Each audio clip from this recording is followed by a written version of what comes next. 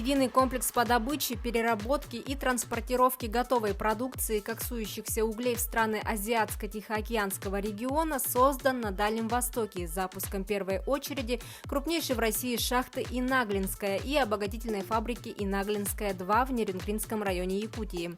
Как отметил вице-премьер, полпред президента в ДФО Юрий Трутнев, такого строительства в угледобывающей отрасли современной России еще не было.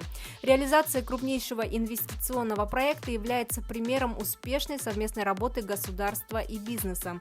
Он добавил, что такие масштабные проекты, влияющие на социально-экономическое развитие региона, обязательно должны поддерживаться. Горно-обогатительный комплекс Инаглинский ведет отработку запасов Чульмаканского и Верхнеталуминского месторождений. Общий объем инвестиций составляет более 72 миллиардов рублей. При этом будет создано более 4000 рабочих мест. К настоящему времени уже создано более 2500 рабочих мест, объем вложенных инвестиций составляет 20 миллиардов рублей. В ходе своего визита в республику Юрий Трутнев рассмотрел вопросы влияния ограничительных мер и экономической ситуации на социальное развитие и экономику региона.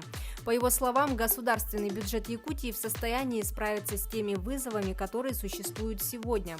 Бюджет республики, как и всех других субъектов, несет дополнительные расходы в связи с необходимостью борьбы с коронавирусом. Он заявил, что ситуация находится на постоянном контроле, и если потребуется помощь федерального центра, она будет оказана. В продолжение темы глава Якутии Айсен Николаев предложил рассмотреть обращение республики об увеличении субсидий региональному бюджету на закупку авиационных работ в целях оказания медицинской помощи. Вице-премьер и полпред президента Юрий Трутнев дал соответствующее поручение федеральному Минздраву. По его словам, Якутия – особая республика. Расстояния между населенными пунктами такие, что сложно обеспечить качественную быструю медицинскую помощь, особенно по отношению к такой сложной болезни, как коронавирус. Вернемся к Нерюнгри. Резиденты ТОР «Южная Якутия» в 2 раза превысили плановые показатели. Об этом заявил глава Минвостокразвития Александр Козлов в рамках рабочей поездки в Якутию. 15 резидентов ТОР «Южная Якутия» уже фактически инвестировали свыше 57 миллиардов 700 миллионов рублей и создали 6800 новых рабочих мест.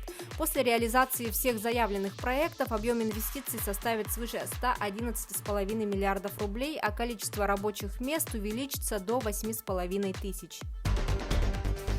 Компания «Полюс» за 9 месяцев 2020 года нарастила выпуск золота на 1% по сравнению с показателем за аналогичный период прошедшего года – до 2 миллионов унций, следует из сообщения компании. Объем аффинированного золота при этом увеличился на 4% выше аналогичного показателя прошлого года.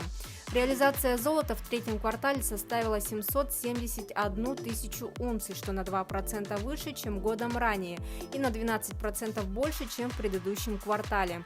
Выручка от продаж золота выросла в июле-сентябре на 26%. Продажи золота выросли на 28%. Напомним, что «Полюс» является крупнейшим производителем золота в России с активами в Красноярском крае, Иркутской и Магаданской областях, а также в республике Саха-Якутия. Якутия получит из федерального бюджета более 6 миллиардов рублей в 2021 году по национальному проекту образования. Таким образом, по сравнению с 2020 годом федеральное финансирование в сфере образования будет увеличено практически в 5 раз. По предварительным данным, средства направят на организацию горячего питания учеников с 1 по 4 классы, вознаграждение за классное руководство, создание центров выявления и поддержки одаренных детей, создание новых мест в школах, создание материально-технической базы в селах и малых городах, а также внедрение цифровой образовательной среды.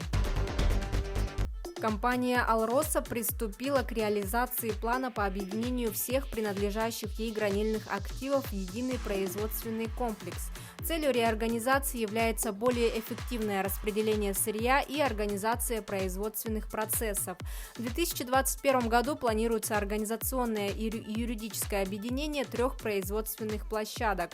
С одной стороны, это позволит более эффективно перераспределять производство бриллиантов между различными площадками, с другой – быстро обмениваться наработанными практиками.